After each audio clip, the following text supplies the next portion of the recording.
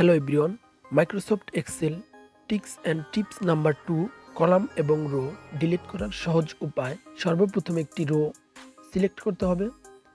Delete করার জন্য যে কোনো একটি রো সিলেক্ট করতে পারেন, যেমন আমি এটি করলাম। এবার কিবোর্ড থেকে কন্ট্রোল এবং মাইনাস বাটনে প্রেস করলে দেখুন অটোমেটিক ডিলিট হয়ে গেল।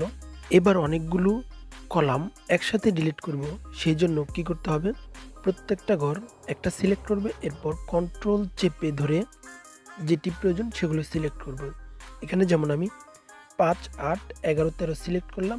এবার কিবোর্ড থেকে কন্ট্রোল এবং মাইনাস একসাথে প্রেস করলে দেখুন অটোমেটিক ডিলিট হয়ে যাবে। এবার দেখব কিভাবে একটি রো এবং কলামে ইনসার্ট অথবা ফাঁকা একটি ঘর তৈরি করা যায়। যে কোনো একটি কলাম সিলেক্ট করে কিবোর্ড থেকে কন্ট্রোল এবং প্লাস একসাথে প্রেস করলে অটোমেটিক ইনসার্ট ঘর তৈরি হয়ে যাবে।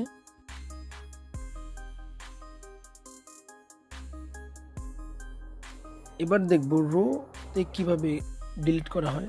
ঠিক একইভাবে রোটিকে সিলেক্ট করব, কিবোর্ড থেকে কন্ট্রোল এবং মাইনাস প্রেস করলে অটোমেটিক এটিও চলে যাবে।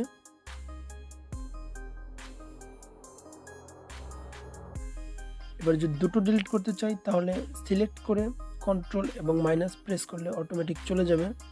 এবার যদি আমি ইনসার্ট করতে চাই, ঠিক একইভাবে কন্ট্রোল এবং প্লাস প্রেস করলে একটি ইনসার্ট ঘর তৈরি হয়ে যাবে।